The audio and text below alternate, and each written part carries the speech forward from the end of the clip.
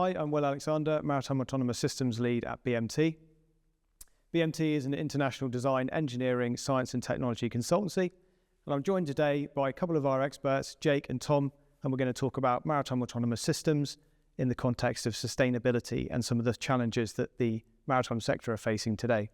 If I could just ask you to introduce yourselves. Yeah, sure. I'm Rigby. I'm Head of Innovation and Research at BMT. So I portfolio manage all of the internal research and development that we do globally, everything from software development to ship design.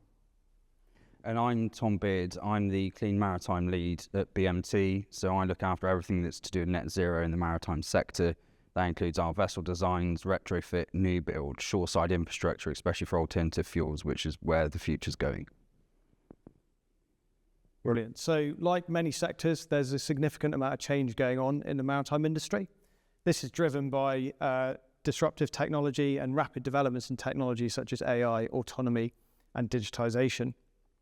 This obviously presents a lot of opportunities, but it also presents some challenges. So we'll hopefully unpick some of those as we go through the conversation. So clearly there's an opportunity for new technologies to improve operational efficiency.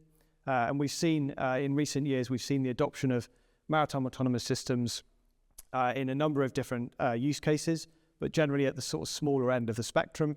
We're starting now to see larger vessels be utilised and brought into operations. Jake, what are the sort of benefits of scaling up autonomous systems?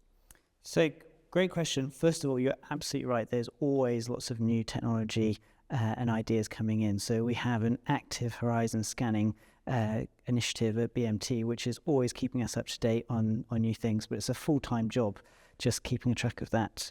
So some of the benefits of bringing in these new technologies, especially around autonomy, is it takes humans away from the dull, dangerous and dirty tasks. It means that we can change the game, change the operational processes involved around the traditional maritime assets, and that's where we see the real benefits. If we do a simple switch out and switch in, taking humans off and putting an autonomous control system in, yes, we'll see some benefits.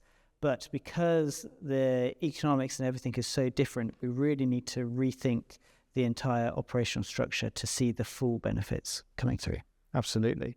And you're seeing, as technology is getting proven and more confidence in it, we're starting to see greater range of vessels, greater persistence on different operations, etc. So there's these changes. How is that impacting how we design ships? I mean, your background is a naval architect as well. So how are you seeing it from the sort of design perspective?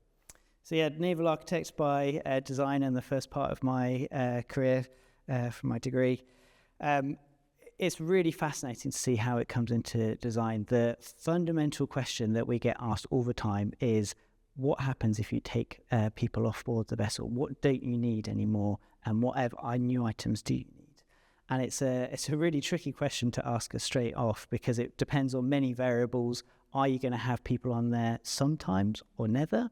Are you going to have the requirement still for search and rescue and to be able to get people on in emergencies? But the key element is actually from our research, if you take humans off, then you can have significantly greater space available. But it does lead that design to be much more weight driven because you've still got your equipment, you've still got your other functions on board.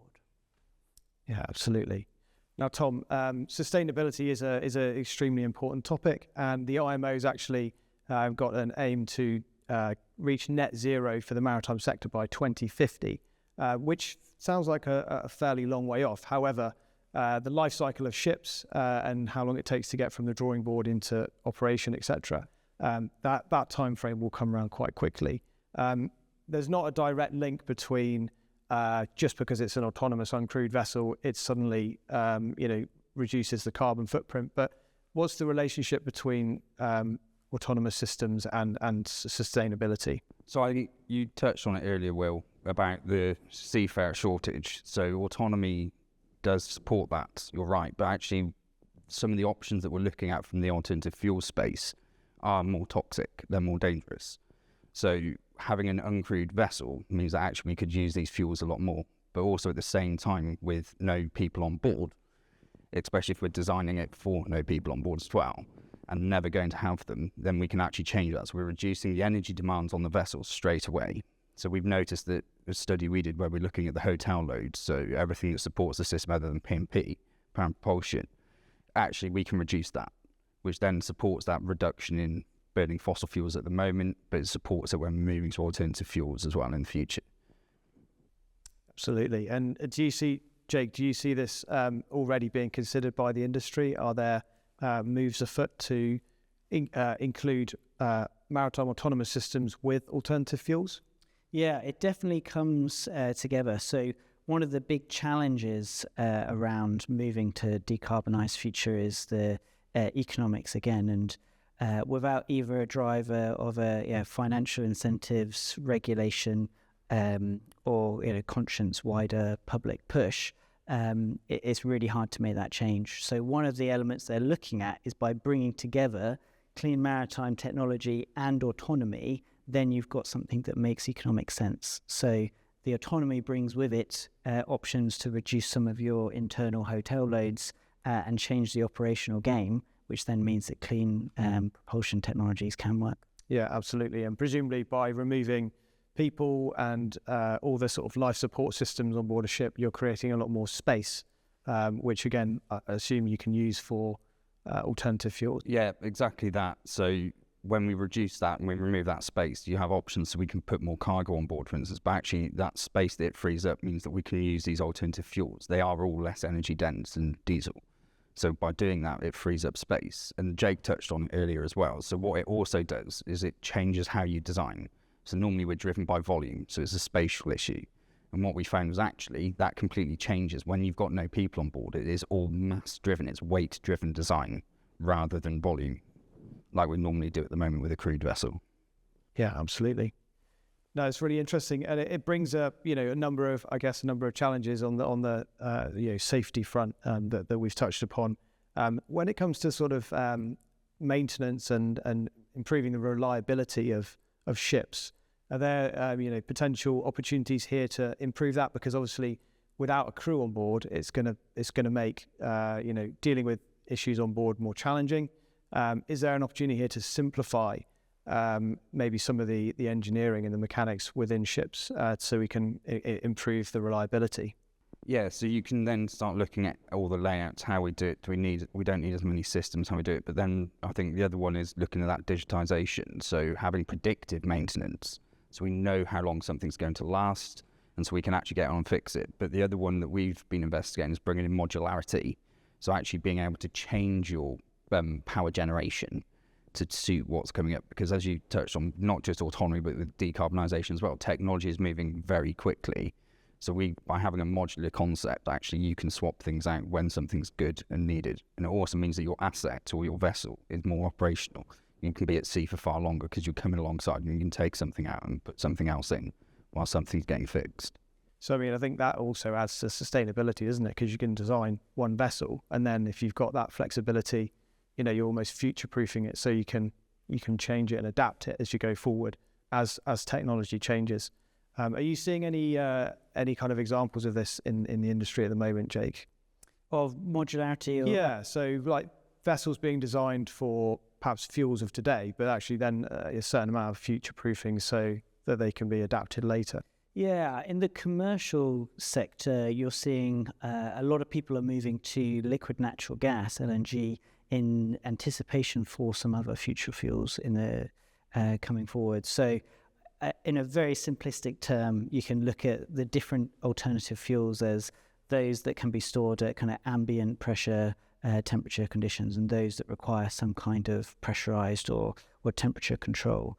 And in that sense, that wider commercial move that we've definitely seen from a lot of the Greek ship owners moving to LNG is trying to future-proof or be a step on the way to that path. But equally, that might not be the only solution. There could be other routes that we bring in modularity to support that transition. Yeah, and I think the other thing is we're seeing vessels that are getting designed now being known as fuel ready. So if I take methanol example, it being methanol ready. So we know that the fuel isn't globally available, especially the green variants of these fuels, the clean variants of fuels. but what we're getting is we're having it designed for but not with. So we're making sure we've got spatial envelopes for fuel tanks that aren't necessarily fitted right now, but we can fit on. Pipe work that needs to be done, engines that need to get changed. We're designing the vessels knowing that we're going to be doing a potentially mid-life, quarter-life upgrade partway through as the fuel becomes available. Yeah, absolutely. So on a sort of broader sense then, with the uptake of maritime autonomous systems increasing, what are some of the sort of key challenges that we're seeing in terms of adoption of these systems? Are operators reluctant to look at, bringing in new technologies and new ways of operating? For example, remote operations of vessels is quite widely used today. Are you seeing any kind of resistance to adopting new operating models? So I think you need to look at it from two angles. One is the technology. Is the technology ready? And then two, are we culturally ready? Is the regulation in place? Is the equipment set up to work that way? If we look first at the technology space, you initially think around the command and control aspects, but a lot of that actually is relatively mature, especially because of the work that's been done for smaller vessels. Okay. But the problem is when you scale up to larger, there are new issues that come in, like we've touched on before, around maintenance and reliability, but equally around maybe some other issues around, survivability. If a larger vessel has an impact, what does that mean rather than a much smaller vessel? Yeah. And Tom, you touched on this earlier about bringing in AI or machine learning to start looking at maybe optimizing performance of vessels, whether that's routing them or how they're operating to improve efficiency. Do you see that being somewhere where more gains are available to improve sustainability? Yeah, I mean, using that, it certainly helps a significant amount. So if we look at it from route optimization, we're then picking the best way to move. We're not going to put it through heavy sea states, for example, so we take smoother courses. Might seem counterintuitive, but it works. Or if we've got something called wind assist propulsion on board, using that route optimization then means actually we can pick up the most suitable wind to then help the vessel move. So using that really does play a big part, and then bringing in some of that predictive maintenance and actually helping so we know when we need to go and fix something. Because potentially if we've got an alternative fuel on board, we could be putting people in a dangerous situation. So we need to be able to make sure that we're inherently safe when we're bringing people alongside, when the vessel comes alongside to do that maintenance. So clearly we've discussed there are a number of opportunities to scale up maritime autonomous systems, and that will bring with it a number of benefits in terms of where you can operate and what operations that you can do, the endurance, persistence, etc. To sort of make that vision of larger ships, maritime autonomous surface ships, a reality, what do you see as maybe if you could pick out one key challenge each to achieving that vision? So it's tough to pick just one, but the one that I would pick is reliability. So you don't just have someone on board who can easily fasten a nut or change out a filter. It's something that has to be reliable for long periods of time and consistency reliable. To increase reliability, the easy thing to do is to add duplication to systems, because then you can say, if this pump fails, it's okay because we've got this pump instead, which can do the same role. But that brings its own challenges, because then you're increasing costs. There are wider benefits to having two, but it does increase costs. So the more challenging way to solve this reliability issue is counterintuitively to go to be more simple. So things like reducing rotating machinery, wearing parts, simplifying down your control systems and the mechanical systems that you've got in place, so that inherently and naturally they require less maintenance. And that sounds really simple to do, but it's actually incredibly difficult to put into place. It sounds like something that would be challenging to do as a kind of retrofit project into an existing vessel, for example. So from what you're saying, it sounds like designing from scratch to have no crew on board, and designing around that simplicity is the key here. Definitely, yeah, really good point around the retrofitting. Those types of scenarios can be near on impossible. So therefore, in order to really design in reliability from that simplicity point of view, designing from scratch. Yeah.